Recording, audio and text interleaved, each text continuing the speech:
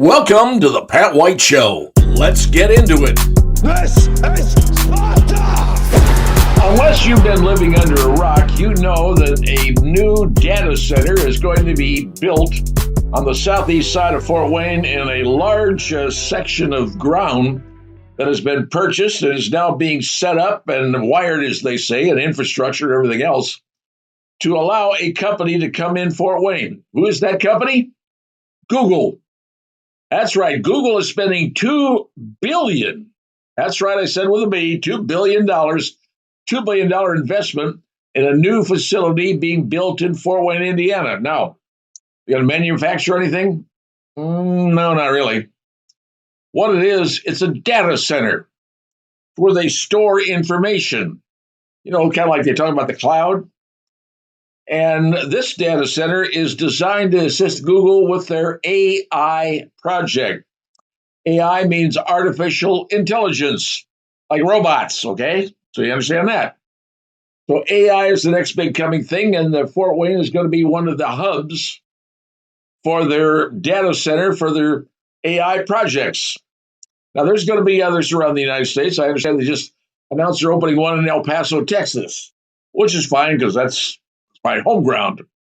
But opening one here in Fort Wayne, and the reason, I mentioned this in a previous episode that I talked about, the reason they're doing that is because Fort Wayne is right on the big internet pipe, because it runs through the United States.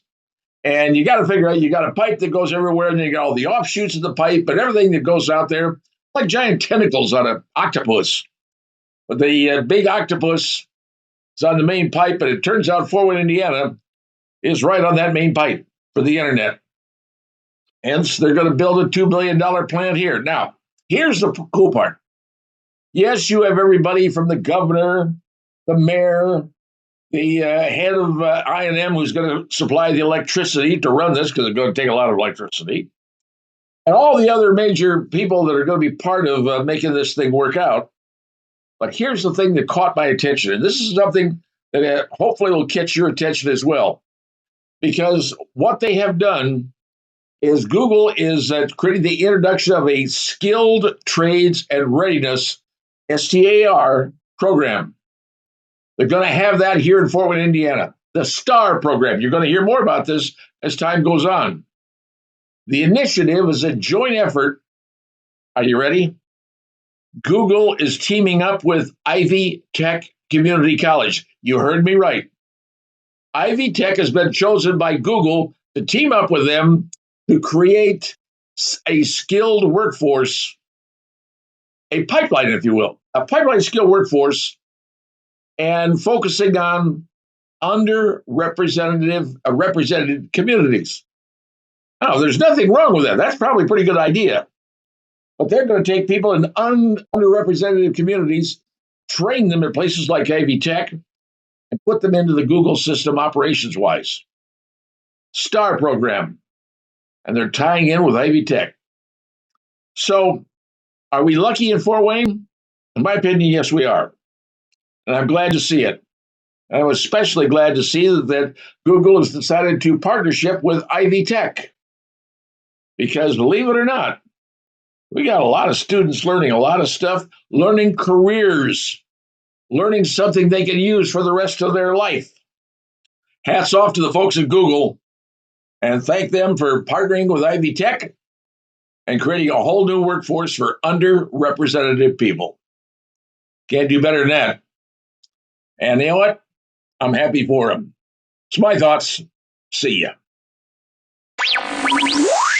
Coming up next. You know, there's a very old adage that you may have heard as a kid. Went, rain, rain, go away, come again another day. Well, apparently nobody said that in April, because in April, we had a record amount of rainfall, over 7 inches. And I mean, dating back to 1897. We're talking some serious rain here. And as a result, the drought that existed in the state of Indiana, and folks, we've had a drought for the last couple of years, the drought is gone. No more drought. Now, this is important for a lot of things. The farmers, this means more moisture in the soil for growing. But the problem is they can't get in the fields and start planting crops when the ground is nothing more than a mud pit. That's the problem with rain. Now, we don't know how much rain we're going to get in May, but right now we're like 15 inches. We are way ahead of normal. I mean, I think we're over 5 inches over normal. So we've had a lot of rain. Now, here's one thing it does mean. Come the fall, the colors of the trees when they change could be actually brighter this year than they've been in previous years because more water in the soil makes the trees grow differently and they react differently when fall comes around. So it could be a very interesting time. But a new record rainfall this year in April, we had 7.39 inches. Previous record was 7.19, dating back to 1944. And right now, hey, we have got ourselves 16.42 inches of wet. Now, we didn't get a lot of snow this winter, right? Well, we're making up for it in rain. And the average right now should be around 11 inches. We're at 16.42. We got a lot of rain. Let's see what that does to the crops. Let's see what that does to the foliage. And let's see what that does for growing things at your house. You never know. Let's wait to see what happens. That's all I got for you. See ya. Coming up next. Well, hello, everyone, and welcome back into the Pat White Show. Recently, I received this letter, and I'll take a look at it, and I said, oh, interesting letter. It's entitled An Open Letter to Congress. Now, I have copied it, and I placed it here on the screen for you to look at it with me, and it says, Open Letter to Congress, Sir or Madam. Well, that pretty much covers who's ever in Congress.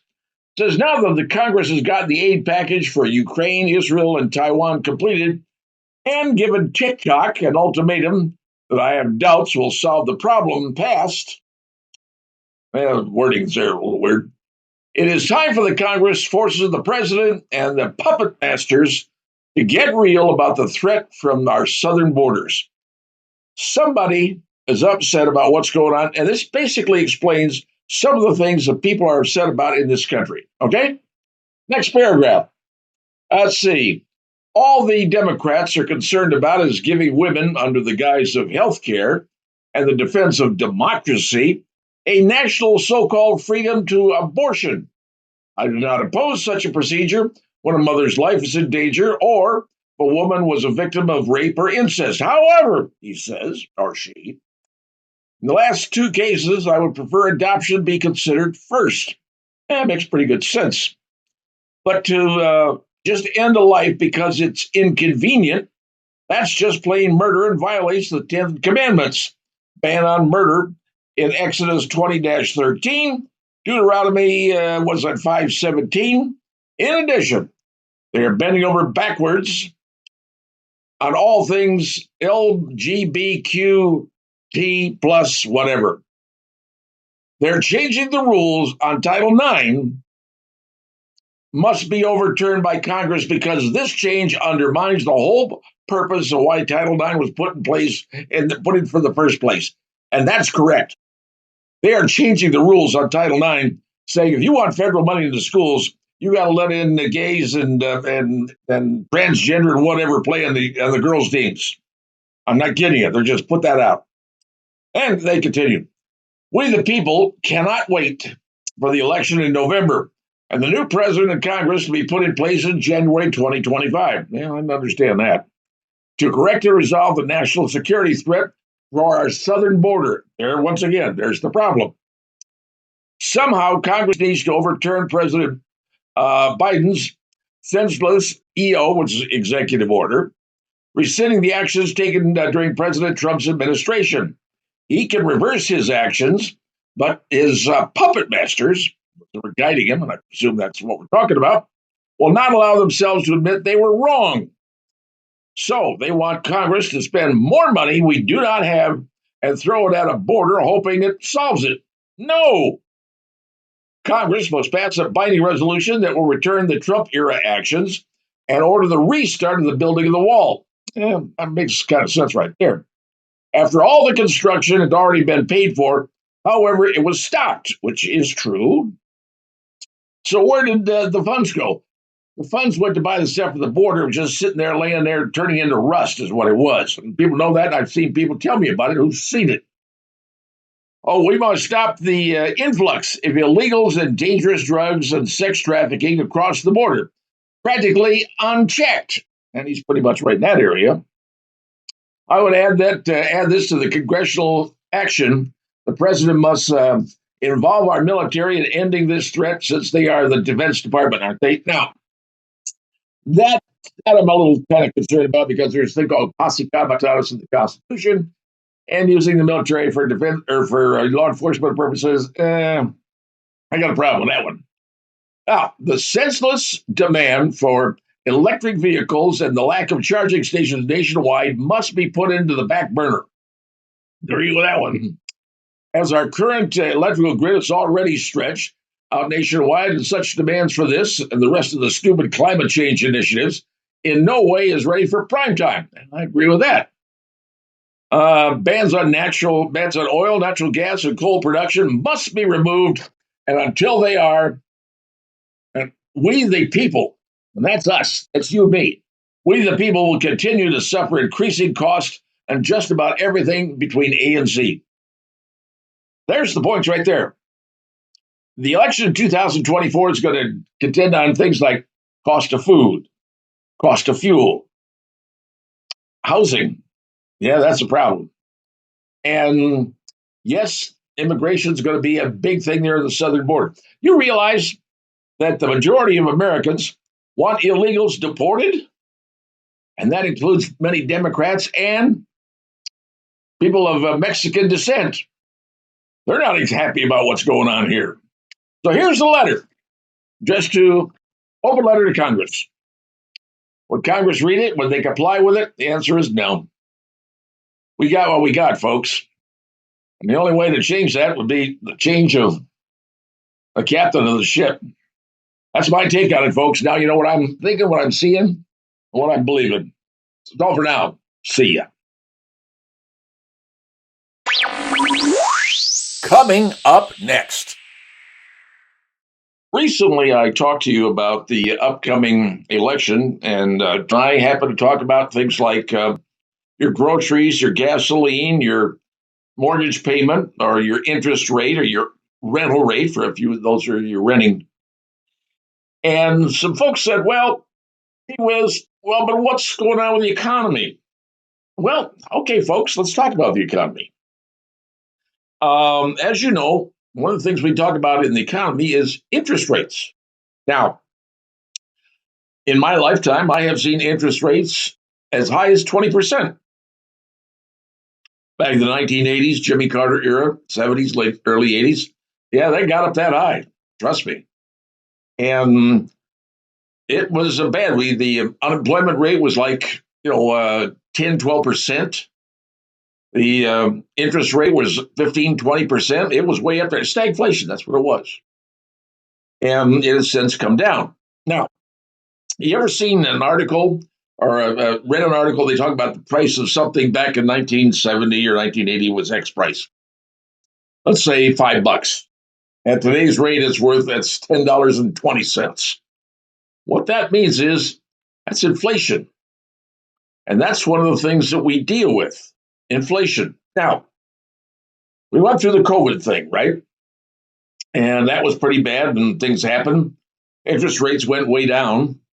But ultimately, they came back up. And last year, we were doing an inflation, according to the feds, about 9%. And then, of course, the Federal Reserve, the national Fed guys they talk about, got together. They get together about 8 times a year. And they started raising the rate. So people were getting their houses financed at, 2.5, 2 3/4, 3%. Suddenly it shot way up. And it did, because they raised the rates. So the feds took the rates up to around 5%. Now, if you want to get yourself a mortgage in today's world, you're going to pay, somewhere 7.5%. It just depends on who you go through and what terms you work on. But since then, as you remember correctly, the Federal Reserve, everybody waits to see, well, the Fed is meeting today. The Fed is meeting next week. Boy, is the Fed going to cut the rate? And we've been hearing this since last year. The Fed is going to cut the rate. Like I said, they meet about 8 times a year. They don't necessarily set themselves up to cut the rates every time. But last year, they haven't cut the rates that the Fed said they were going to do it. And every time you talk, you hear these commentators on TV and radio, oh, the Fed is going to cut the rate, it's going to come down, it's going to come down. No, hasn't in the last year. We've been going to the year, and the Fed has kept it pretty much. I mean, they haven't raised it, but they haven't taken it down, haven't brought it back. Now, I've heard people say, well, it's going to, yeah, okay, they haven't done it yet, but they'll do it this fall. No, ain't going to do it this fall. Because right before an election, dropping the interest rates, that ain't going to work. And obviously, though, when you get the government, the Fed, and money, everything is politics, folks. Everything is politics. But the rate has not dropped. And the reason is the rate hasn't dropped because inflation is going up. Now, remember I said inflation last year got to like 9%. But it affects everything. Say the cost of fuel, and that's one of the things I said. The cost of fuel. Fuel is based on oil. What does oil cost? Oil costs have gone up. I think it's averaging what, $80-some a barrel now. Everything that you get, everything that you buy, comes by truck or rail. They all use fuel. The price of fuel goes up. Truckers are going to say, "Hey, I'm charging more to do it." That's going to be passed along. Everything is passed along to you, the consumer. It's inflation. So, inflation last year got up to about 9%. And it was terrible. Well, they said, well, it has dropped down, but they want to get it down to 2%. That's the number they want, 2%. Well, right now it's about 3.5%. 3.5%. And the problem is, it ain't going down. It's actually going up. It may be 3.6%, 3.7%. It's going up. And anybody who goes to the grocery store and shops, or anybody who buys fuel, I mean, how many times you go down the street and one day you say, hey, fuel is $3.29 a gallon. And when you get off of work that day, suddenly it's up to $3.69 a gallon. And it did that in a matter of hours. It does. That's what happens. So the Fed ain't going to be dropping the interest rate soon. And inflation is going to keep going up. And you know the person that's getting hurt in the whole deal? People in middle class. Middle class people are being shoved down to the lower class, so everybody out there is pretty much running around as peons. And the only people making money are really the ultra rich, and they are making money. And unfortunately, the government has given them ways not to have to worry about giving any of it back. They say, well, they got to pay their fair share. Oh, they pay. But there's all sorts of rules and laws written into our laws where they can deduct this, they can deduct that, they can make all sorts of ways because they have the money to pay the Congress to do their bidding. That's what you're dealing with. So, ladies and gentlemen, is our inflation going to keep going up? Yes, it is. Is the Fed going to cut the rates for interest? Nah, probably not this year. And are we going to suffer for it? Yeah. Just telling you what's going on. You got the election coming up, and the things that people are going to be concerned about in that election: price of food, price of fuel, interest rates, housing cost, rentals, and finally, immigration. Those are the four things I think people are going to be talking about for the 2024 election. And that's going to be a tough one for the Democrats to be able to say something good about any of those things, because right now they ain't good. They're going to have to find something else to campaign on. But right now, the interest rates, now you know what's going on. I hate to be the bearer of bad tidings, but the interest rate ain't coming down. Just so you know. That's my comment. That's my opinion. And that's my feeling. See ya. Coming up next.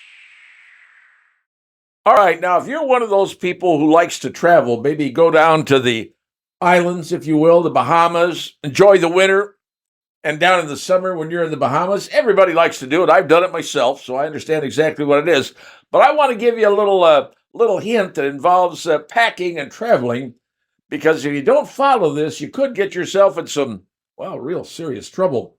Here's an Oklahoma man. Take a look. Oklahoma man with ammo in Turks and Caicos faces 12 years in prison. Risk losing everything. Or the TNC, as they call it. Nice vacation areas down there, Bahamas, all those areas you can go to, great places. So here a guy takes his wife down there, and let me roll it down. There he is. There's a guy. Ryan and Valerie Watson. Looks like a nice young couple, got their little kids. Decided to take a little getaway, a little romantic getaway down to the islands. Booking a nice place. Packs up their clothes like we all do. Packer's tough, got your carry-on bags, everything you need. So they leave the United States, head down to TSC, the Turks area, and they get down there, and they get their luggage inspected. Yeah, they can do that. You go in another country, they can do what they want to do, inspect the luggage. Guess what they found in Mr. Ryan's or Mr. Watson's luggage? Found it in his carry-on bag. He says, wait a minute, I was on a trip. I was up with the guys. We were up shooting up and, we went deer hunting and packed a bag. And, threw stuff in there. And, I didn't realize it still had ammunition in my bag. Guess what? Mr. Watson was arrested, is in jail as we speak, and will not have his next hearing until June. Right now he's facing 12 years in prison. Now, he got out on bail, okay? $15,000 bail he got on him, but he can't leave the island. Took away his passport. He can't go anywhere. He's got to report to the authorities twice a week in the Turks. Got to live down there, survive down there. His wife's got to go back to Oklahoma, take care of the kids. Financially, it's killing them. All because he had a couple of rounds of ammunition in his carry-on bag. There's a lesson to be learned here. Lesson is simple. You go someplace and you carry ammunition in one of your bags and you are going to go outside of the country, make sure you inspect your bag and there's nothing in there that could be found on an x-ray as it goes through the x-ray. Now you're going to say, well, wait a minute. Why didn't they find that in the x-ray and when he was going from Oklahoma flying down to the Turks? Well, it wasn't a gun. It was in a carry-on bag. Now, in my opinion, what are you going to do with a carry-on bag? You can point a bullet, I guess, at somebody if you want to and say, hey, I'm here to take over the airplane with a bullet. Probably ain't going to get much. So apparently that wasn't something the TSA saw. I'm just guessing. I'm not saying I know this for a fact. For whatever reason, the TSA didn't see it, but when he got down the Turks, they saw it. He's down there, going to be there for maybe 12 years. What's his wife going to do with them two little youngins? Be careful what you pack. It could bite you in the butt. Just saying. That's my thoughts.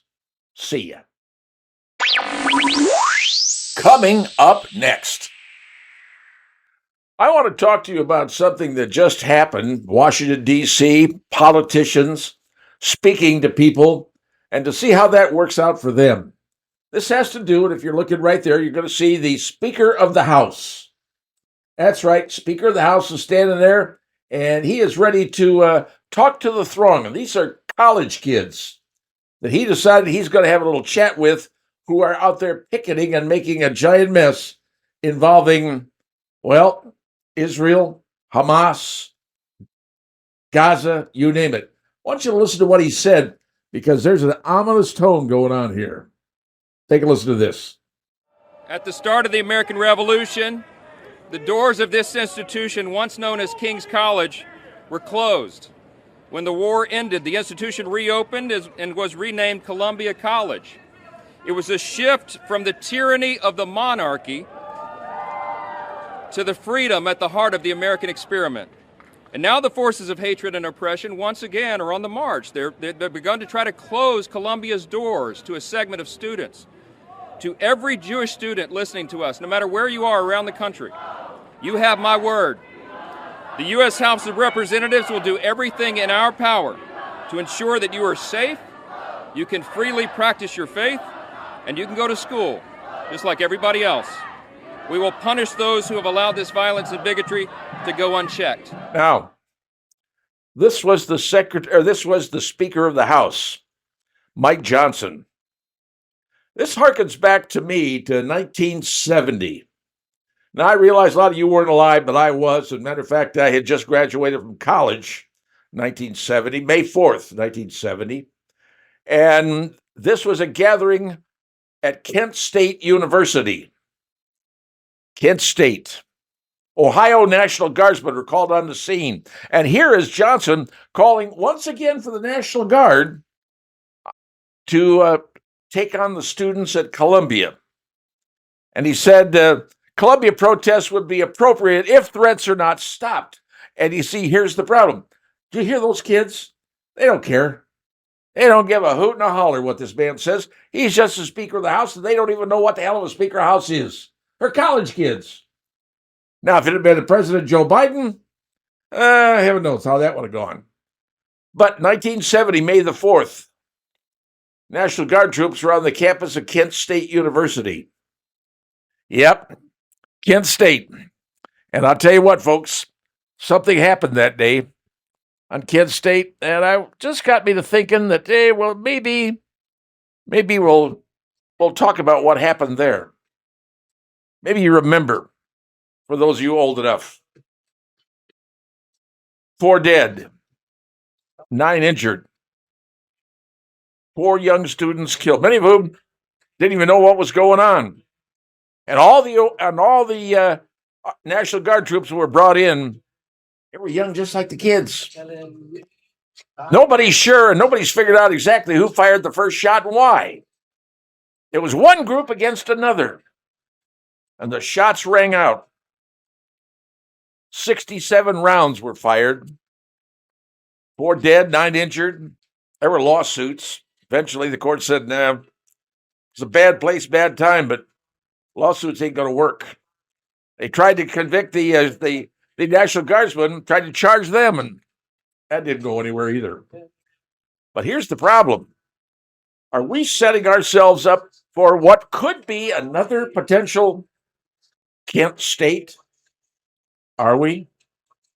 Bringing in the National Guard, could that result in another one? Now, I realize the National Guard has changed over the years. Back then, they only had rifles and bayonets that were M1 Garands. 67 rounds. 4 died. 9 injured. Chrissy Heinz was one of the people that witnessed that. Remember her, the Pretenders? She was there. Just giving you names, giving you people. Could this turn into another Kent State? Or worry even more, could this be another Chicago Democrat convention coming up in August 1968? Keep in mind, that happened too. I'm just giving you a little history course, folks. A little history course. National Guard, college students, bad mix. Could it get worse? Yep. Let's hope it doesn't. See ya. Now, some of you folks may have been wondering what is going on our college campuses around the United States, and how is it they're all protesting against Israel and, frankly, want the Jews to be exterminated. I hate to say that, but that's exactly what they're protesting. Backing Hamas, say we are Hamas. Where do you think all that's coming from? Well, 2 places. One, inside the colleges. That's because the instructors, the teachers, the professors are the ones who are instigating all of this to happen. You folks don't realize it, but a lot of those professors at universities, even the ones here in the state of Indiana, are rabid socialist and, frankly, anti-Israel, anti-Jewish. And they've been that way for years, and they're indoctrinating your children to be the same way as they are. That's where a lot of this started. This is from the professors. Seen it? and it's on campuses now. Indiana University, Plato Place. Check with this, find out. That's one place. The second place it's coming from are professional agitators. I want you to take a look at the screen. Lisa Fithian. She is a professional agitator. She has been arrested more than 80 times. That's right. She's been arrested more than 80 times because she's paid. She's 63 years old, and this is what she does. She's called a professional protest consultant. Like I said, arrested over 80 times, and she's been exposed, and she's being paid. Well, why don't you try the Soros group, George Soros. Open Society, the Soros Open Society, and you might want to check on the Rockefeller brothers. They are funding these people to go around the United States and raise Cain to destroy America because they don't like it. You ever noticed on some of the campuses of these housing areas they built up with all the tents? All the tents are almost identical. Some are identical, and they're very high-end, expensive tents. Who's picking up the tab for that? Ask yourself that question. And now we have some of the demonstrators demanding that the food and water be given to these protesters because it's being human, of course. These kids are in college and they're learning to become agitators themselves. That's what we're dealing with, folks. Professional agitators that are there to stoke this all up at campuses across America. You're sending your kid to college, your kid's being indoctrinated whether you like it or not, especially at these big schools. It isn't just Ivy League schools. Matter of fact, campuses like University of Texas at Austin, UCLA, USC. USC canceled the graduation. You were a parent, you'd be upset paying all that money for your kid not get to see him graduate or her graduate. And now here's where it's getting worse, and this is what I'm going to tell you. It is getting worse because now Jewish students, anti-protesters, are showing up on college campuses to fight the protesters. And they have discovered that the students are armed. That's right, folks, armed with weapons. Somebody's going to get shot. Somebody's going to get killed. And it could start a civil war in this country. Sorry, but that's the way it looks. This is what we have going on in your country right now. And let me tell you something. In 1968, the anti-war students came to the Democrat convention in Chicago and wreaked havoc. I know because I watched it on TV, of course. And it cost the Democrats the election in 1968. That's correct. It cost them the election because of the rioting at their campaign. We could see the same rioting happen this year. The Democrats convention in August in Chicago, Illinois. By the way, where'd the last insurrection happen? Chicago, Illinois. Midwest, they all show up. Paid agitators running the rodeo. Come on, folks. Just so you know, you've been told, you've been advised. See ya. Well, as you probably know, protesting is happening at campuses from sea to shining sea, West Coast to East Coast. And here's the latest one. He took place at Princeton, Ivy League school, high-end, very expensive. And at their protest, a Hezbollah flag was found at the anti-Israeli encampment. You heard me right. A Hezbollah flag was found at the anti-Israeli encampment on Princeton's University campus. There it is right there. And they've talked to protesters in New York. And you know the problem is, protesters in New York don't even know what the hell they're protesting. They've asked them, hey, what are you here for? I don't know, I'm just here. I came down from another school to hear my other college kids. They don't know what's going on. And yet, they have found a Hezbollah flag in the encampment of where they have the tents were set up on the Princeton campus. Hezbollah is a terrorist organization. It's nationally known. They've been trying to do shelling into Israel from the north side. Hezbollah has hundreds, probably thousands of rockets. They are a deadly terrorist enemy of Israel. Israel and Hezbollah have gotten into it in Syria, among other places. But there's the problem. So now we find students in Princeton with their Hezbollah flag. They even know what Hezbollah is, or are they saying, hey, you Jews, go back to Poland, which is exactly what they're saying. I don't know about you, but in my opinion, this is just my opinion, these protests are actually orchestrated by the professors on these campuses. You heard me right. Professors are telling the students, indoctrinating the students into doing these situations. They've already seen professors down with the students telling them what to do because there's radicals. And the more radical they become, the bigger universities they seem to attend. There's an old saying that I remember, and it's like I said, it's an old saying. Them that can, do. Them that can't, teach. Them that can't teach, administrate. And them that can't administrate, run for public office. Now, I don't think that covers everybody in the entire regime. I don't think all professors are bad. I don't think all teachers are bad.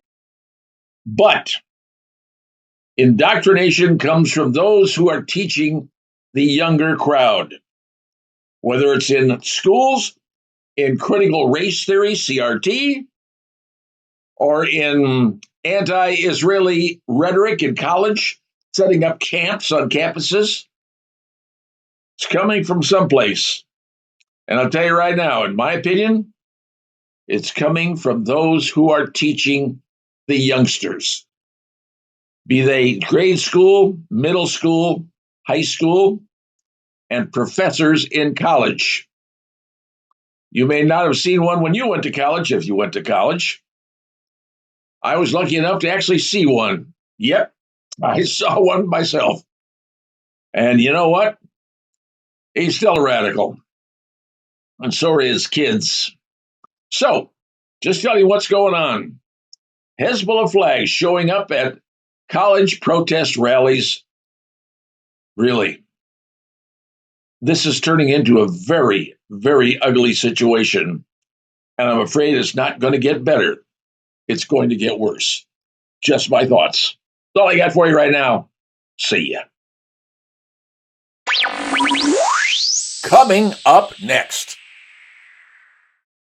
All right, what do you say we talk a little politics? Because I haven't chatted about that for a bit. Here's the latest. As you probably know, that Donald Trump is on trial in New York City, the most Democrat city in the United States, on charges that are just, unbelievable. But that's not the point. Big point is how is he doing nationwide in the national polls? Now, more often than not, I'm going to tell you this. National polls don't mean diddly squat. What means is the states. The states elect the presidents because of the Electoral College. You need 270 votes, and they're based upon the population of the state. And so you got certain states that go to Trump, certain states are going to go to Biden. I'll tell you right now, Biden's going to get California. Okay? We already know that. 65 votes. He's going to get New York. He's going to get Massachusetts and probably Michigan. Probably, but maybe not. Maybe not. Certainly Ohio. But you think Trump's sitting in a courtroom, he can't go out and campaign, can't do nothing. He's got to sit there all day long, hunkered down in a courtroom, listening to all these people. I don't think I'd like it. He don't like it either. But how is it faring with the American public? Well, as it turns out, Trump's numbers are surging. You heard me right, surging in the swing states. See, the swing states, you got to consider those states that are going to be important. And some of them are very, very important. When you think of the swing states, Arizona, Nevada, North Carolina, Georgia, Wisconsin, Michigan, yeah, like I said, Michigan, Biden may be leading, but tiny. That could revolt on him. So here's the deal. Trump's numbers are going up and Biden's numbers are going down. Yeah, he's sitting in a courtroom and America's figured it out. They're putting him on trial to get rid of him so he can't be part of an election. They're scared. And America sees it and says, yeah, I see what they're doing here. This is the worst politics they've ever seen. Not. So the question is, who's Trump going to have for his vice president? Because he needs somebody strong. I've heard some names mentioned, and I'm just going to bring this up. Mike Pompeo, former Secretary of State. Senator Tom Cotton. Maybe Jody Ernst. National Security Ambassador Robert O'Brien. Or maybe the governor of Glenn Conklin from Virginia. Even maybe the North Dakota governor. Any of those people could be a possibility. Now, I have said that Tulsi Gabbard, to me, is the best choice. But here's one I heard. And this one just shocked me. And it wouldn't surprise me if this could happen. Listen to this. Donald Trump may consider putting on his ticket someone that would absolutely crush and destroy the Democrats, and I'm not sure what they do. How about this? Robert F. Kennedy? Yes! The Kennedy running as an independent? That has now been postulated that he may be the one that Trump is going to pick for a VP. I don't know. Can't tell you. But whoop! Would that be juicy? Holy moly! What kind of vote would that be? Trump-Kennedy campaign against Biden and cackling Harris?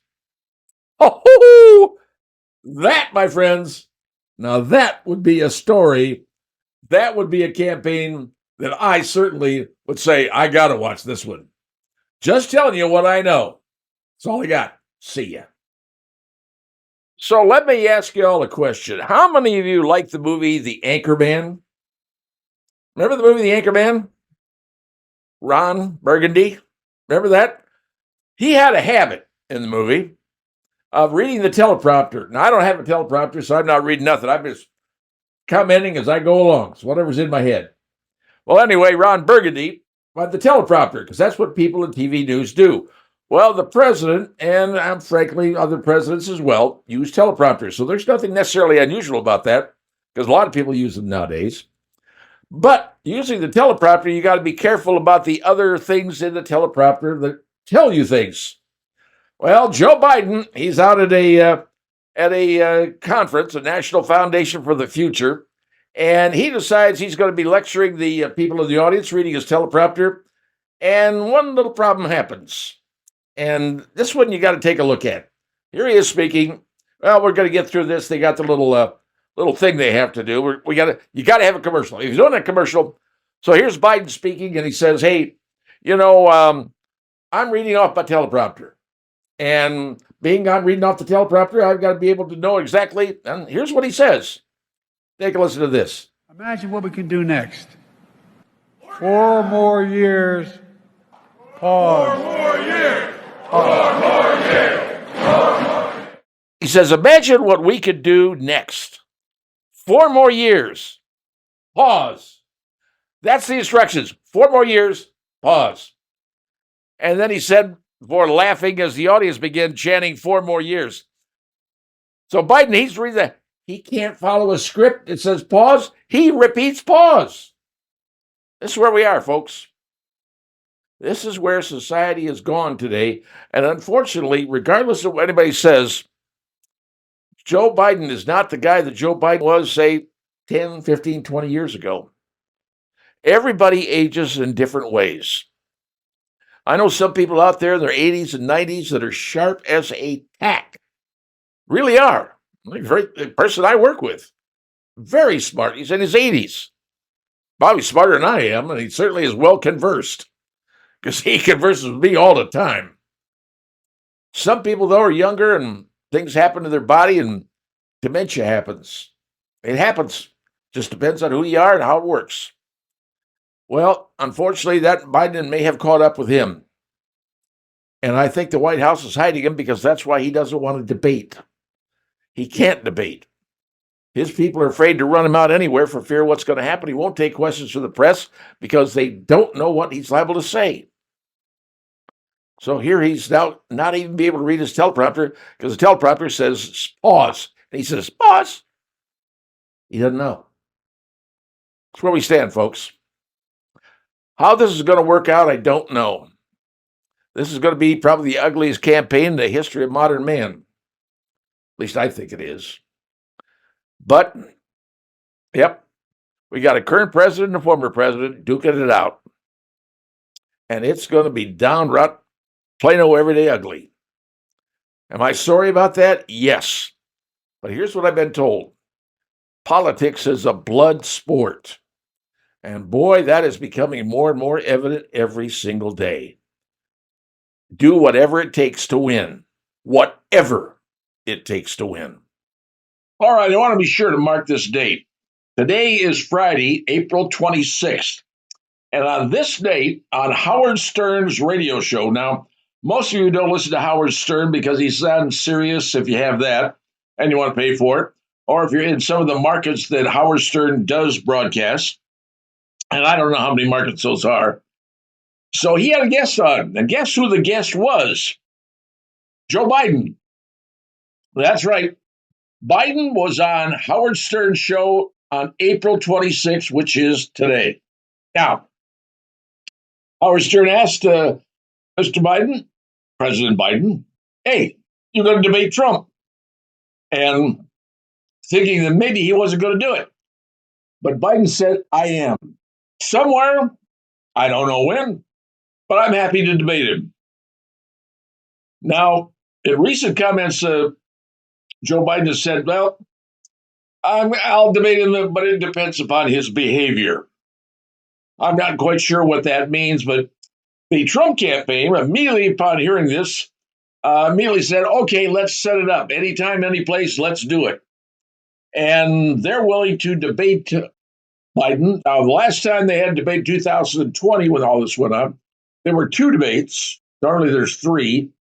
Third one didn't happen because Trump had been said he had come down with COVID-19 and he wouldn't do it as a remote thing.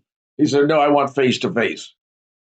So it looks like they're going to set up a debate. I don't know where. I don't know when. I don't know who's going to be sponsoring it. I don't know who the moderators are going to be. I don't know any of that stuff. But now we know that Joe Biden has said he will debate Trump. And I got to tell you, that's a debate I want to watch. I definitely want to watch. You know, I'm old. I remember when Nixon and Kennedy debated back in 1960. Nixon looked scared. I mean, he was sweating, and he just didn't look like he was happy to be where he was. JFK, smooth as butter. He was smooth. Now, debates really don't tell you about the people, let's be honest. But it presents an image. It's kind of what we're dealing with in debates, is image. It shows an image of who the person is and how he is as a leader. And we've seen debates. Now, vice presidential debates normally are boring, but depends upon who the vice president under Trump is. And I have no idea who it is yet. I don't think anybody does. But that could also be a very interesting debate. So this year, the debates could be interesting. Joe Biden has now agreed that he will debate Trump. Trump is now saying, bring it on. Anytime, any place. And for me, vice presidential debate could be very, very interesting, depending upon who it is. Because you remember, you've got VP Hackle, Kamala, against the vice president, the Republican side. Depending on who that is, that could be a very interesting debate. Just letting you know what's going on. So now you understand, folks. There will be a debate. I can't tell you how many. I can't tell you when, where, whatever. But now we know. Since Joe Biden was on Howard Stern, I consider that's nationwide stuff, but okay, Howard Stern, and announced that he will debate Donald Trump. Just passing that along. A little something for you to add into your potential viewing and listening guide. a debate between Biden and Trump. Looking forward to that. Well, folks, the election of 2024 is what, 6-7 months away? Now, you're wondering, what's going to be the big issue? What are the Republicans going to go on? I tell you right now, the economy, cost of food, cost of fuel, cost of housing. They got one thing left. This is all they got left. There's the headline right there. New poll reveals how voters' views on abortion have changed as Dems seek to make the issue a central theme of 2024. Now, I'm going to show you something that might piss you off. If you're Catholic, Biden's at a pro-choice convention at a battleground state in Tampa, Florida, speaking there. And I got to tell you, what he did was astounding. When my predecessor, the distinguished, anyway.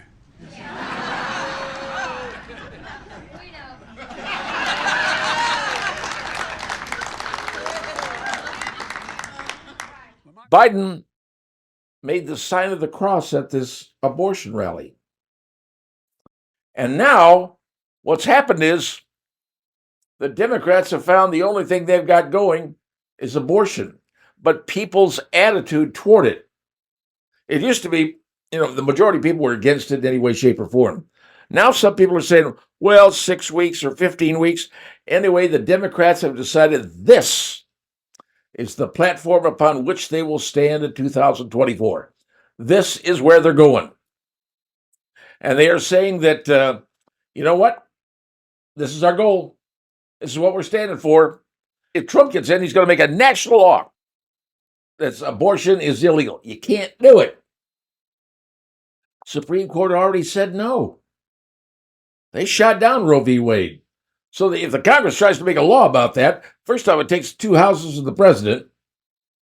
And if the Republicans hold the House, that ain't going to happen. But that's their platform. That's all they got to go with. And they say, well, that's what Trump's going to do. He's going to make a national law. Trump has said, it's up to the states. And frankly, folks, it is up to the states. If it ain't in the Constitution, and abortion ain't in the Constitution, it's up to the states. Whether it's the legislature, whether it's the voters. Now, down in Florida, the voters are going to vote. They want to have abortion part of their Constitution. That's their call. It's their vote. People in Ohio voted and said, yes, that's what they want. All right, that's their vote. Trump ain't going to do a national law that says abortion's banned. He can't do it and he won't do it. But that's all the Democrats got. So that's what they're going on. That is their plan, ladies and gentlemen. That is what they're going to be campaigning on. And now you know. You may say, I can't believe they're doing that. What else they got? You going to talk about Bidenomics? How well is that working out for you? If you're concerned about vote, first thing, go to the grocery. Then try to pay your bills. And then take a look at what your mortgage rate is. You do all those things. Check your 401k while you're at it. You're going to find out that, maybe it ain't that good. So Democrats, they're going with abortion. That's the plan in 2024. You have been advised, and now you know. That's all I got for you right now. See ya. Coming up next. Well, I have a new headline for you to take a look at. Take a look at this right here. New Marine One helicopter the U.S. spent $5 billion on. $5 billion. That's a lot of dough. Your taxpayer money aren't allowed to carry the president because they could scorch the White House lawn. And you understand that? We spent $5 billion for brand new helicopters so the president could fly dandy new helicopters, a VH-92, and it's called Patriot. And, well, we can't land it on the White House lawn because, well, those helicopters will scorch the lawn. And they leak oil, they get in there and make the lawn look bad. Give me a frickin' break. Well, here's the deal. We spent $5 billion on these new helicopters, and they're worried about making the White House lawn not look green. For you. Put in a helicopter pad. How many times have we seen those helicopter pads? You see the top of hotels, you see them on ships, boats, you see these helicopter pads. It's a concrete pad. They land on the helicopter pad, Hey, don't worry about it's concrete. The exhaust from the APUs, auxiliary power units, sorry, speaking wrong language there, or the draft for the helicopters, and in fact they leak freaking oil. And we can't have the ones that we have, the $5 million ones, those have to land on concrete and asphalt areas. And they take the Secret Service and some of the other staff members and the press, who knows who's going with it. And they have to use an old helicopter called a VH-3D, which is what, matter of fact, let me scroll down and see if I can see this here. There it is. There's what you're seeing. Can't use that one. The $5 billion we spent, oh, sorry, we can't use that because, well, it scorches the White House lawn. We got to have the lawn green. That's how it looks. Helicopter pad. They're already flying. They land those out in the street. They land those in a driveway because that's what helicopters do. Helicopters have APUs, auxiliary power units. That's not. People say, why do you have to have an auxiliary power unit? Well, because when the president's getting rid, APUs powers things like the electricity on the airplane, make all the instruments function properly, the lights, everything else. Sort of a generator. It's a generator. Okay, that's what it does. The APU generator. That also air conditions the inside of the airplane, or turns the heater on, keeps it warm. So when the president walks out into the helicopter, it's nice and air conditioned. He can sit there and go, "Hello, I'm President Yahoo." So the APU does. But can't do it because $5 billion spent of your money and it scorches the White House lawn. That don't honk you off. Nothing will, folks. Now you understand. $5 billion of your money and they can't use it. And it was specifically done to transport the president. New helicopter. Scorches the lawn. Sorry. Can't use it. You want to see what's wrong with the government? There's a little something right there to take with you. Your nugget for the day, folks. $5 billion, your taxpayer money, wasted. Air America. Now you understand what's going on. See ya. Coming up next. Well, folks, here's an interesting question for you. Do you consider yourself being lower class? Well, a lot of people have been wondering about that and happened to run across an article that talks about that. And apparently, now they're saying you need to earn $10,000 more per year than you did 3 years ago to even be considered middle class. Well, a new report about personal finances from a company and organization called Smart Asset. I don't know who they are, but apparently they're working on data. And the data they're working on says, hey, we want people to understand who's upper class and how you get there. So, with the Pew Research Center, they determined on paper middle class in all 50 states and out of 345 of the largest cities in America. So that's the database we're working on. According to Pew's definition of middle class salary, they say, is either 2/3 of the median salary up to, which in 2022, which is the last census we had, the average median household income was $73,914. That's household. That's not one person, that's household. Meaning the national range for middle class, so if you fall into this, here's the deal, is middle class would be anywhere from $49,271 to $147,828. I was earning $147,000. But anyway, across the nation, if you look at it across the nations, the range is 51.5 to about 154.9, according to Smart Asset. Now, depending on where you live, that's going to be different. You go to places like New Jersey, and it's going to be higher because everything costs more on the East Coast. Now, in addition to places like New Jersey, you need a household salary of at least $50,000 to be considered middle class in 17 states. And those states are Oregon, Illinois, New York, Rhode Island, Delaware, Minnesota, Virginia, Alaska. Oh, that's the one I question. Connecticut, Utah, Colorado, New Hampshire, Washington, California, Hawaii, and that one I'd also question, Massachusetts, and Maryland. So, a person considered to be middle class, it says, in New Jersey, could easily rank among the wealthiest in Mississippi. And frankly, anybody in Indiana could be considered the wealthier than anybody in Mississippi if you've been on the Mississippi, because it has the lowest middle class range in the Magnolia State, which is Mississippi. Your earnings between 35,000 and 105,000 would put you in the middle class. So if your family earnings 35K, you're in middle class in Mississippi. So that's where it stands. So take a look at yourself and say, am I middle class? Just take a look at your family income. If you average between one section and one section, you're middle class. Gee, does that make you feel better? Or do you realize that what used to be middle class a long time ago ain't necessarily middle class today? That's what's happening. Now you know. Go forth and don't spend any more money. See ya. Coming up next. If you're one of those people who likes to dabble in the stock market, maybe, just maybe, you have some of your investment into the automobile market, namely Ford, General Motors, those kind of folks. Well, if you happen to hold on to Ford stock, it might be not a good plan. And I'll tell you why. Because Ford has just reported, are you ready? A staggering loss on every electric vehicle they sold. And you're saying, a staggering loss? What?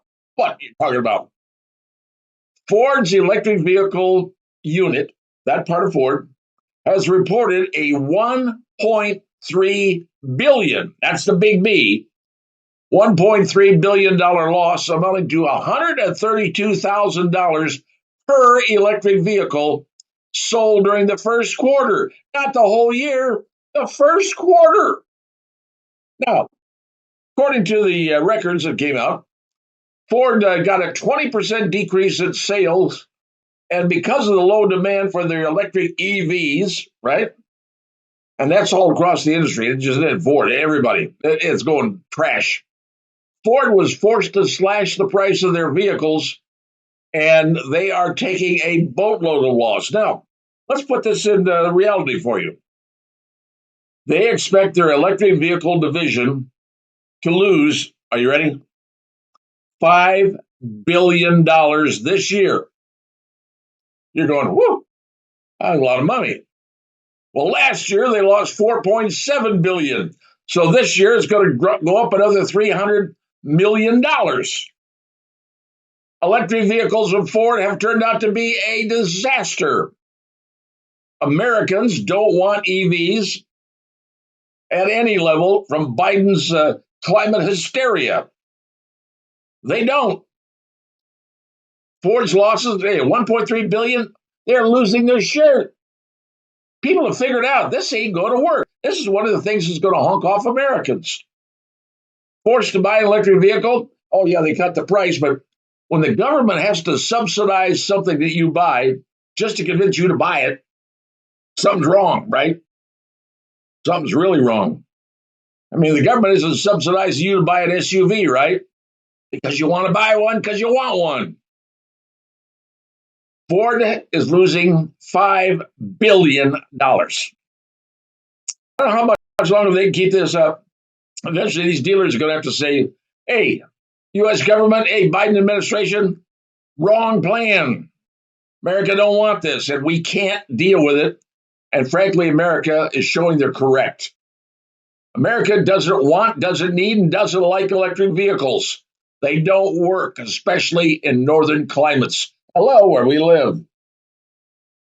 EVs, yeah, maybe great in cities, I guess.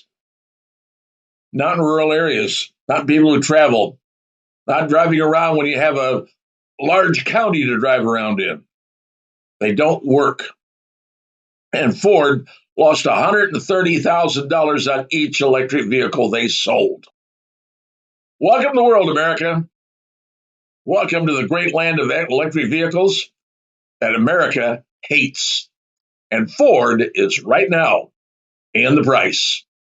Let's see how that works out for you stockholders. That's all I got. See ya. Coming up next. Now, I know in the real world, many of you are concerned about the advent of electric vehicles, EVs showing up, whether it's cars, trucks, and you've heard about the government mandates and all the things they are trying to force you and I to do or to drive. Well, I have something new for you to take a look at today. Here's it from the Motor Authority magazine. I thought I'd pass this along to you. GM is committing $854 million to the new generation small block V8 production. Why, wait a minute.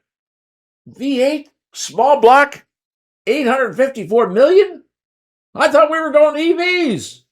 Yep, brand new engine, V8, next generation, and they're going to be building these in places like up in Michigan, Bay City, Flint.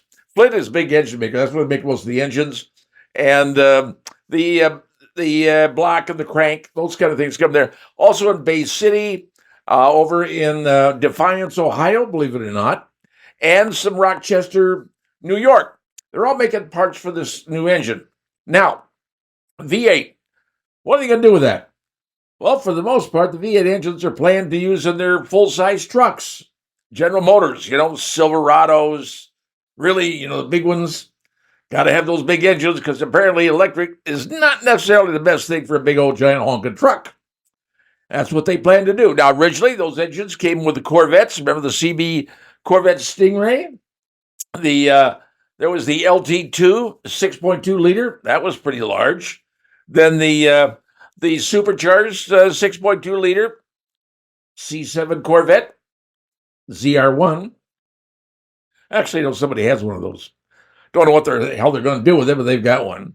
So anyway, what the plan is, they're going to be producing these for the next set of vehicles. However, here's the part that's interesting. They may have created something new in these new engines, some sort of fuel saving, a cylinder deactivation technology. Now, I don't know what it is. I haven't heard. But cylinder deactivation tells me that, let's say you've got V8, 8 cylinders, but you deactivate, say, 2 of the cylinders, so you got them running on 6. Or how about getting rid of 4 of the cylinders? They're not running, but you're running on 4. You got a 4-banger. That's apparently what they might be working on. Just saying what's going on, folks. 854 in the age of electric vehicles, General Motors. Who would have thunk it? A little information you probably didn't know. It's my job. See ya. Coming up next. Well, what do you say we have a little discussion of pro football? Well, not just pro football. How about we discuss the Chicago Bears? That's right. Now, if you're a Bears fan, you can see right here on this, there's the Bears Stadium. That's the old Soldier Field they had redone, kind of made it look like a toilet bowl and built it up into a regular stadium. Well, there it is, open, on the Lake Michigan, and you know how the weather could be in Chicago. I mean, you could have rain, you could have sleet, you could have snow, everything on that field. Now, the Bears keep saying, we want a better field. Everybody else gets something new. Indianapolis has, their field. Everybody's got a brand new field, but the Bears are saying, no, hey, we need a new field. So what did the Bears do? Well, they went out into the country, went away from Chicago a little bit to the west and bought a racetrack. And that racetrack, they tore down the racetrack, and now they have 326 beautiful acres to build a new stadium out there in the Chicago suburbs. Trouble is, the school district's out there going, whoa, money coming in. And they wanted to put the assessed valuation for taxation on that land, the Bears, to an extraordinary amount of money. To which the Bears said, no, he ain't doing that. So now the Bears went back downtown into the new administration in Chicago and said, hey, Your Honor, we want a new stadium. Well, keep in mind, this is the old stadium. That's what you're looking at, right? Here's what the Bears unveiled, put out today for everybody to see. And I want you to take a look at this. There it is, friends. There is the new envisioned Chicago Stadium. Ain't she a beaut? Covered dome, huge, lakefront, And it's only $3.6 billion. And another $1.4 billion for the infrastructure to put it together. So overall, you're looking at close to say $6 billion, give or take a few billion here and there. Billion. Bears said, tell you what we're going to do. We're going to put in half. And we want the taxpayers of Chicago to put in the other half. That's the plan. That's the plan they unveiled. Saying, we could have the Final Four here. We could have the Super Bowl here. Everybody would want to flock to Chicago because we'd have the stadium on the lake. Well, here's the problem. The Park District in Chicago is going, nah, you're not going to ruin the parkland there. They said, we'll make it look even better. Look how nice it looks, all the stuff they're going to add in there.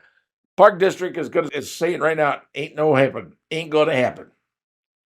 Now, the Bears always got the ace up the sleeve. Remember, they can go back out to the country and say, hey, we'll build over here in the suburbs. You don't let us do it in the city. That's the leverage. That's the hammer that they're playing. Will the Bears get what they want? My guess is yes, they will. Because the mayor is going to say, I can't let this leave Chicago. He'll get voted out of office. People out there in the suburbs are saying 326 acres, man, build a nice place. Bears could go wherever they choose to go. So, but will the city of Chicago taxpayers, will they end up eating the entire $3 billion side money? That, my friends, is the big question coming up. So now you know what's going on. Bears getting a new stadium? Maybe. But the taxpayer is going to foot half of the bill. Watch their tax bills on that. That's all coming up. Hope you like what you're seeing. See ya. Well, what do you say we talk about another football story? I know this is not sports talk, but there are people out there that are fans of sports. And my job is to cover as many different things as I can. And because in 1986, I was a big fan of the Chicago Bears because, they won the Super Bowl. Well, Chicago, I have been to Soldier Field back, in the 70s, I guess it was. Saw a game the Bears played against Minnesota. And I'm so old, the Minnesota, Fran Tarkington was the quarterback. If that tells you anything. That was a long time ago. Well, anyway, the Chicago Bears have Soldier Field right there on the lakefront. And when the weather's bad, Soldier Field can be just brutal. I think I saw a game there one time on TV that was in the fog, and you couldn't see anything. And they broadcast the game, you still couldn't see anything. That's how bad the weather can get in Chicago. You never know what you're going to get. It's on a lake. It happens. Well, the Bears said they want to have a new stadium, a dome stadium right on the lake. Keep in mind, the Bears bought about 300 acres out west of Chicago in the suburbs, bought a racetrack, Arlington Park. And we're talking about converting that into a stadium area and housing and a whole bunch of other stuff. But the people in the area said, money coming in. The Bears, they wanted a whole lot of tax money. Bears said, now we ain't going to pay that. So they became at an impasse. So the Bears went back to Chicago, city of Chicago, and said, hey, we'll put up $2 billion. And we want to build a new stadium on the lakefront, tear down Soldier Field, and build a new place. But we want the taxpayer to pay about $2 billion because it's about a $6 billion project. So they want the taxpayer to fund about $2 billion of it. Well, here's the deal. The politicians have looked at it. That's right, what politicians do. And politicians have said to the Bears, pay for your own damn stadium. Really? That's right. Politicians said, hey, Bears, you want your stadium? You pay for it. Now, the Bears, we're playing a game here, folks. This is a game. The Bears are saying, we're sure this is going to work out. We're going to make it even, we're going to have more land here. We're going to do this, that, and the other. And we just want you to pay for the infrastructure. We'll pay for the stadium. You pay for the infrastructure. Of course, you don't know how much the Bears are going to charge people for a personal seat license just to be able to have a seat at the game aside paying for the game itself. But the politicians are saying, hey, we can't afford this. because the taxpayer is still on the hook for all the improvements that were done to Soldier Field when they turned it in from Soldier Field into a toilet bowl. That was some years back. And they still owe money for that. Taxpayers are paying for that one too. So all this wants to be done, and the Bears want the whole thing done, and the politicians say, no, we ain't going to do it. Pay for your own stadium. Keeping in mind, the Bears still have an ace up their sleeve. They can still go back out in the suburbs. They still got 300 acres out there. Yeah, can they bargain with the school units out there for the money they're going to get in taxes? Yes, they can. So how will it end up? I don't really know, folks. I don't know. Bears want a new stadium. City and the state say, no, we ain't paying for it now. We can't afford it. And what are they going to do? Your guess is as good as mine. But if you want to take bets on where the Bears are going to be playing down the road, have at it, friends. Could be the lakefront or could be out in the suburbs. Don't know. But right now, I'll tell you, the politicians in Illinois are saying to the Bears, pay for your own damn stadium. That's the information I have. Go forth and bet on it, whatever you want to do. See ya. Coming up next. You know, one of the more interesting things that has popped up as far as creativity goes is digital printing, 3D printing, where things can be made in a printer that are essentially 3D, and all sorts of things have been made in recent years. And some of it has caused a problem because some police officials are concerned that people are manufacturing parts to weapons, to guns, on 3D printers. And yes, they have done it. And they're plastic parts, but they are not observable in X-rays. That's right. 3D guns, they can't detect in airport X-rays because they're plastic. And that's created a problem. Well, here's a big deal. Now, the world's largest 3D printer, and I mean this is a big printer, can build a house. You heard me right. Printer can build a house in under 80 hours. Now, this printer is at the University of Maine and is being tested. And frankly, companies are looking at, hey, things, big things, like a house in 80 hours. When you figure out how long it takes to make a house in today's world, all the building that goes on, man, it can take weeks, months to build a house. And here you can see with a gigantic printer, it can build that house in 80 hours. The world's first 3D printed mosque was actually constructed by a Saudi woman. Yes, it's being done. People are making things out of about everything you could think of. And look at how gigantic that thing is. I've seen things done. They're even talking about military ships being made with 3D printers. This is all new technology, folks, and it's happening in our country as we speak. And some people say they'd rather have that compared to a regular brick and mortar house, as far as a house being built. This is the new technology. This is the new era. And this is the new tomorrow that's come today. 3D technology. Imagine that, building a house in 80 hours. What's that going to do for the homeless situation in America? Might be kind of interesting what they could create and how they could create it with a 3D printer. Technology, folks, and it's coming whether you like it or I like it. Just thought I'd fill you in. Hope you like it. See ya. Coming up next. All right, boys and girls, I now have a story for you that most of you are not going to believe, but believe it or not, this is actually legit. As you know, probably the tallest buildings in America, for the most part, are normally in New York City, correct? I mean, we think of the World Trade Centers, elsewhere the tallest, and other very, very tall buildings in New York City, because in Manhattan you can't grow out, you've got to grow up, and they've erected some big, tall buildings there. Well, and then, of course, there's downtown Chicago, the Sears Tower, all those kind of things that are huge buildings, and we're some of the biggest in the United States. But guess what? In Oklahoma City, That's right. I said Oklahoma City, 1,907 foot tall structure. And it is a ginormous skyscraper in Oklahoma City. Now, I don't know about you, but to the best of my knowledge, Oklahoma City is in what they call Tornado Alley.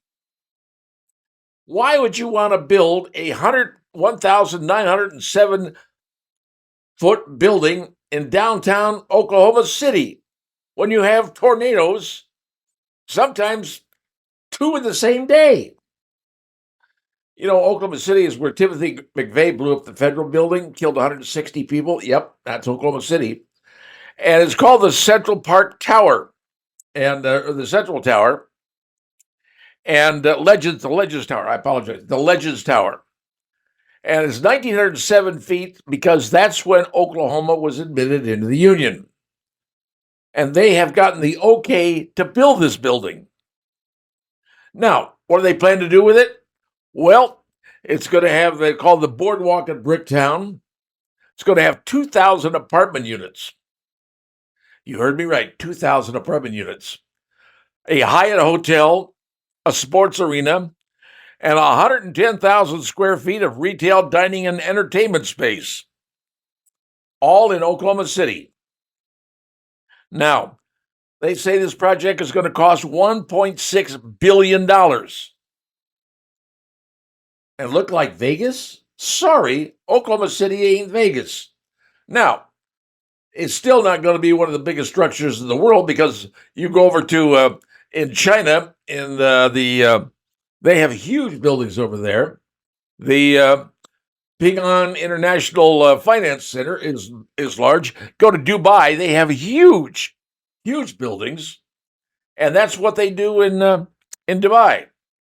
But to have the largest and the tallest building in the United States in Oklahoma City, apparently that's what's going to happen. Now you know, folks. So if you're looking for something to do someday, hey, maybe down the road you could drive to Oklahoma City and look up the sky and say, hey, that's the tallest building in America in Oklahoma City. Sure hope it doesn't get hit by a tornado. That'd be bad. All right, that's the latest I know about. Enjoy it. Smile about it. But it's really serious. They're going to build it. See ya. Coming up next.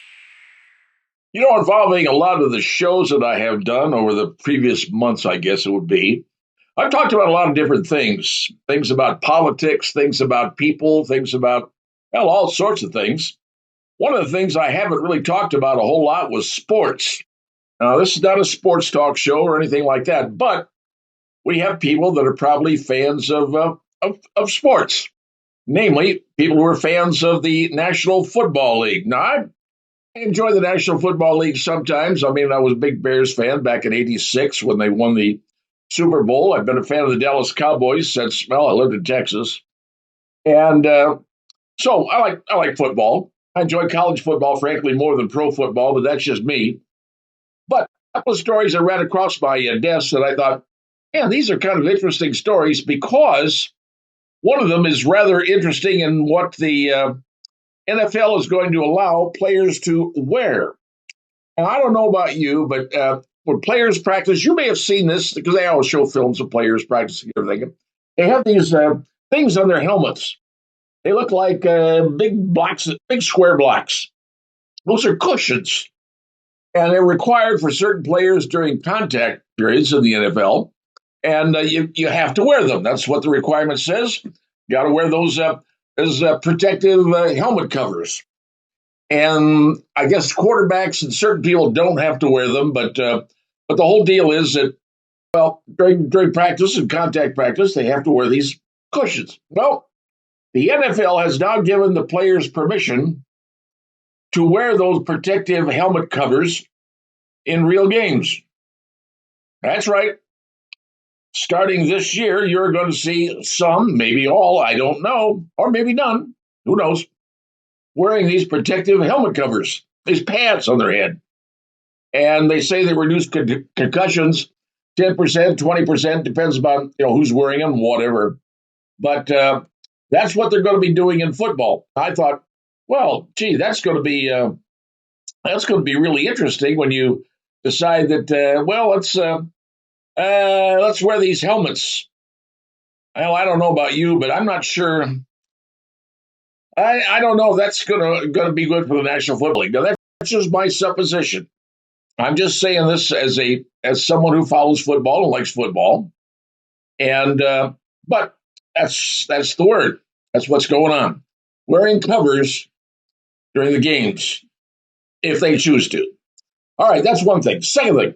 All right, second thing is, as you know, the NFL draft was this past weekend, and it was a big thing held in Detroit. They had a record number of people. What was 250,000, whatever they counted up. Record for number of people watching the game to see who was going to be drafted. And they carried the draft for first, second, third, whatever rounds.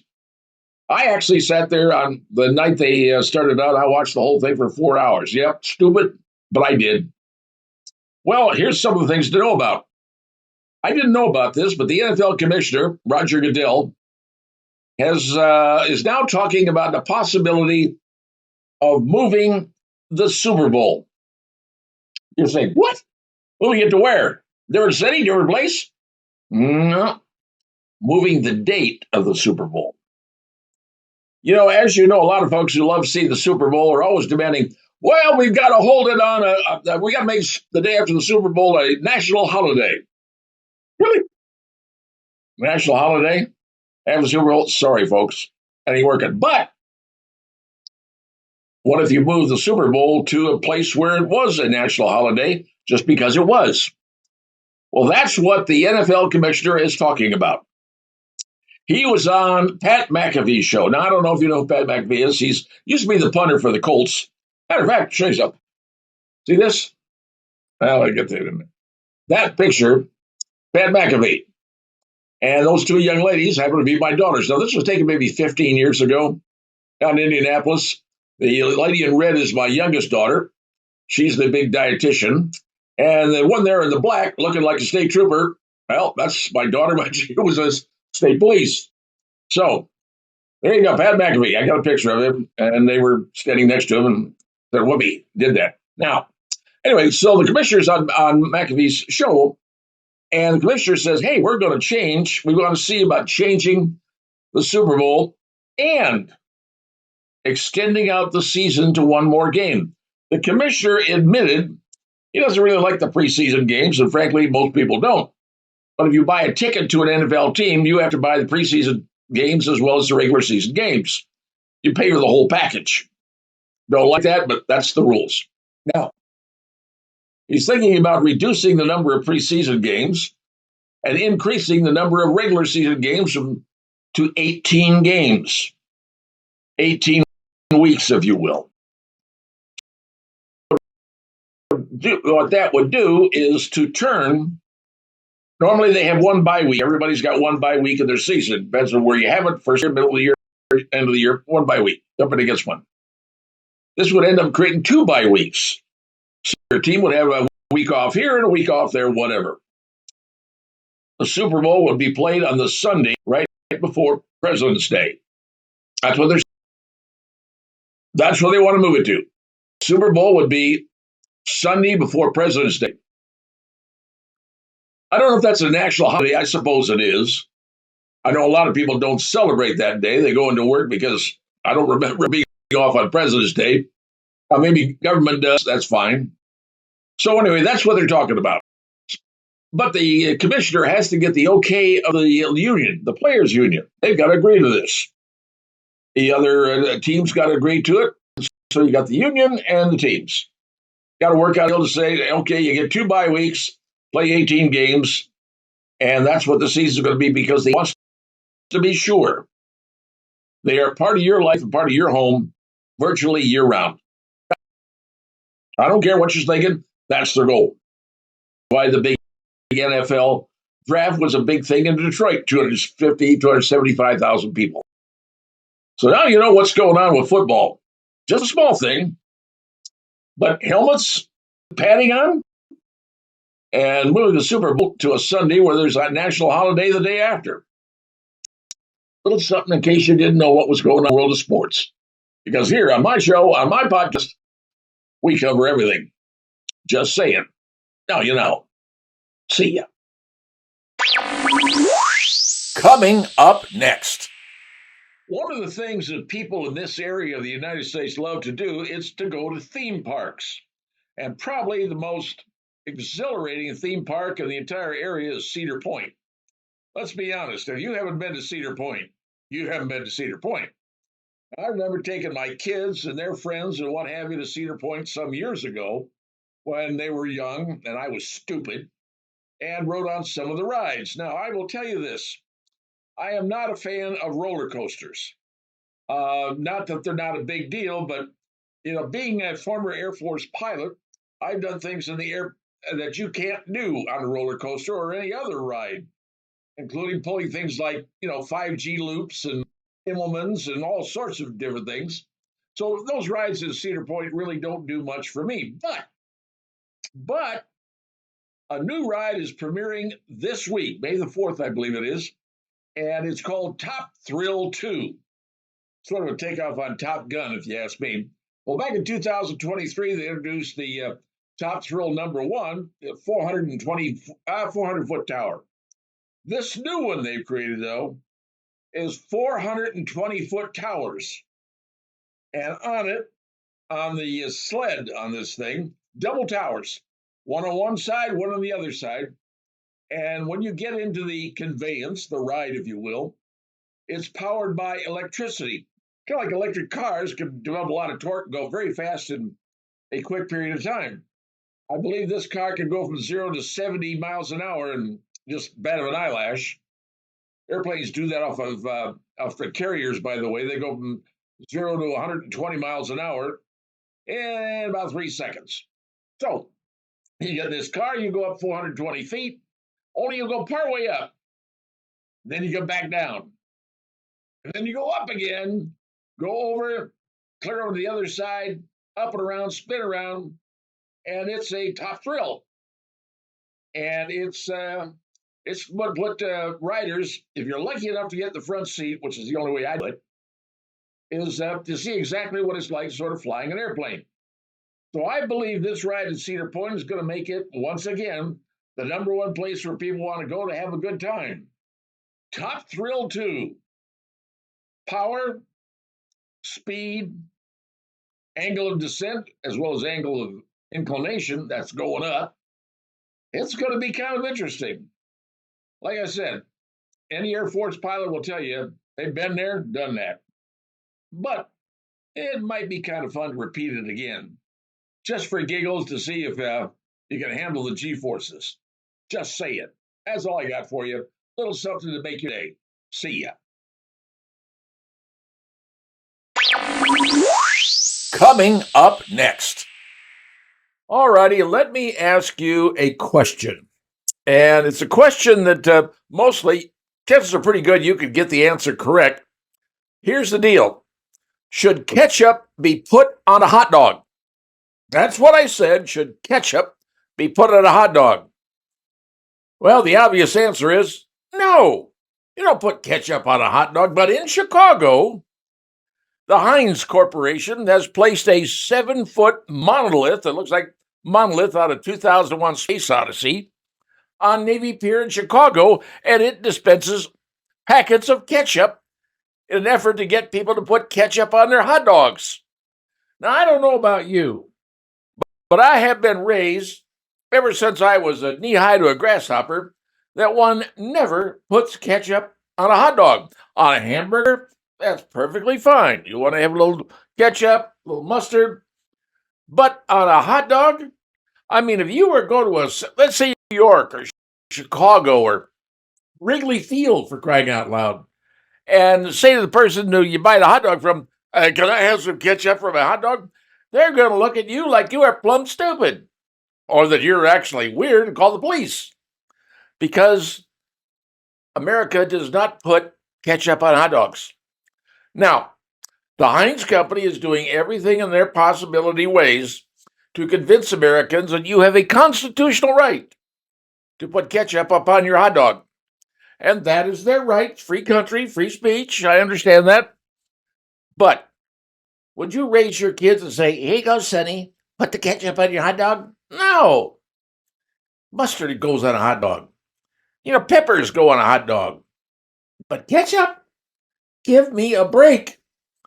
But if you go to Chicago Pier in Milwaukee and you touch the giant 7-foot monolith, it'll start spitting out ketchup packets for you to put on your hot dog. Sorry, that ain't working for me. May work for you, but it's not the way America was started. I don't think George Washington coming across the Potomac carrying a hot dog was putting ketchup on it. No, he was putting mustard on it. Mustard and hot dogs, peas and carrots, they belong together. You see someone saying hot dogs and ketchup? No. You put that ketchup on your burger, maybe on your pasta. It's Friday and it's Lent. Yeah, put ketchup on the elbow pasta your mother serves you. But that's about it. So anyway, if you're in Chicago and on Navy Pier, be aware. There's a machine there that's trying to get you to put ketchup on your hot dog. I'm just trying to save your soul. That's all I'm trying to do, because America understands. Ketchup don't belong on a hot dog. Mustard, yes. Ketchup, no. Now you know. Go forth and don't use ketchup. Coming up next. Well, hello, everyone. What do you say we talk about what the Congress does, what the Congress did, and how it may affect you down the road? As you know, Congress just recently passed a bill that gave a number of countries a whole lot of money. Countries like Israel, Taiwan, Ukraine, they all got a whole bunch of money. But there was one part of that bill that is going to create a lot of havoc for a lot of people. And that's the portion of the bill that says TikTok. Now, you're probably familiar with TikTok. I don't use TikTok, okay? I'm not a TikTok person, but other people in my family do, and they like TikTok.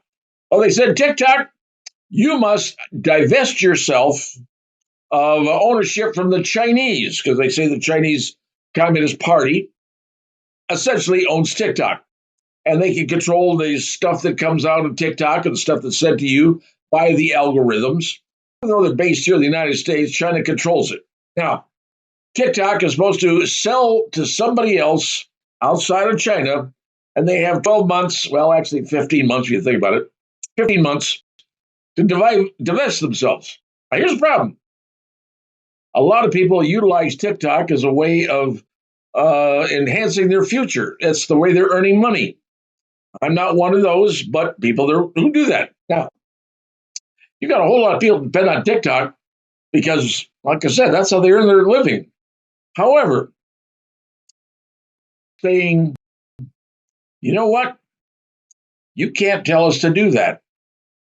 And we are going to take this directly to the United States Supreme Court. And I kind of thought that was going to happen.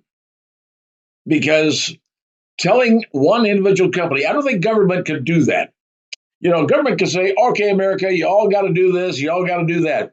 But say one company, you must sell your ownership to somebody else or be banned in the United States. I ain't sure the Congress can do that, folks. Sorry. You may not like TikTok, may want to go on, but that ain't the way to do it. Got to be other ways to do it. Because here's another thing to think about. You give TikTok 12, 15 months to divest their ownership.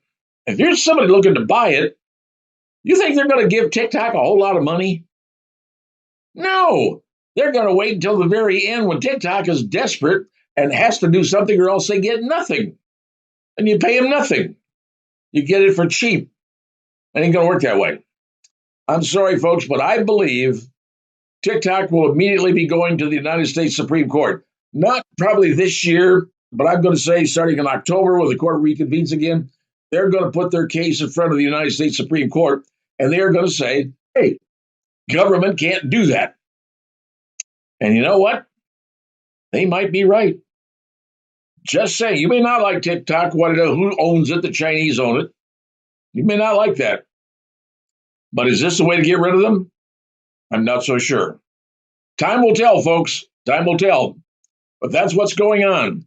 Let's wait and see what happens. Aside from that, have yourselves a great day. See ya. Coming up next.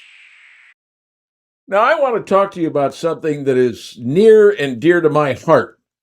And I think most adults would probably say this as well.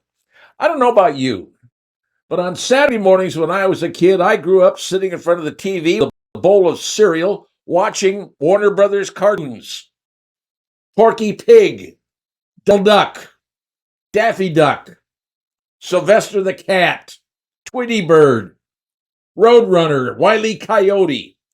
That's what I watched. And so did my brothers, sisters. We all watched that. We grew up with that. I used to go to movies, and the start of a movie, I wanted to see a Warner Brothers cartoon. And if it was a Daffy Duck or a Bugs Bunny, I'm going, yahoo! It spent my money right. Because Yosemite Sam, I mean, Foghorn Leghorn. I can name all of these. And great cartoons. That's what I grew up with. But alas, that was then. Today, I have two granddaughters. And you know what they watch? Something called Bluey. Tell you what, folks, I didn't know what Bluey was. However, recently, I learned that Bluey apparently comes out of Australia. I got 150 episodes, started back in 2018. And it started to stream on Disney Plus back in 2020. But now it's adapted, and when my granddaughters come over to my home on a big screen TV, because I got a big screen TV, and they sit out there and watch Bluey. I don't get it. It ain't the Roadrunner. It ain't Daffy Duck. It ain't Bugs Bunny. But apparently to them, it means something. And it's, in Australia, it gave us, a Bindi Irwin and Eva Mendes. These are the stories these kids live with. And my granddaughters love this. And the show's won multiple awards at the Australian Film Institute for Best TV, Children's TV, back in 2019. But here's the deal. It deals with a whole lot of things in life that more often than not we didn't have to deal with as kids, at least watching the cartoons on TV. It deals with things like, moving, marriage, infertility. Yeah. Infertility, relationships after divorce, things that apparently resonate with both adults and kids. I don't know about you, but I'm not really interested in watching an episode that deals with relationships after divorce. Sorry. Never saw that on Bugs Bunny or Tweety or the Cat or Foghorn Leghorn. Didn't see it. But this is what my granddaughters like to watch, Bluey.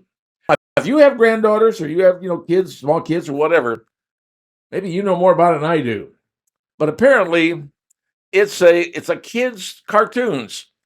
Morning routines, errands, chores, giving the viewers what it's like for parents through their mother. Apparently, the mother is Chili and father is Bandit. They're healers. Oh, if you don't know what a healer is in Australia, it's a dog. Okay? Dogs. So anyway, there's the deal, folks. Bluey. I don't care, but my granddaughters love it. Hope you understand the concept, because I haven't figured it out yet. See ya.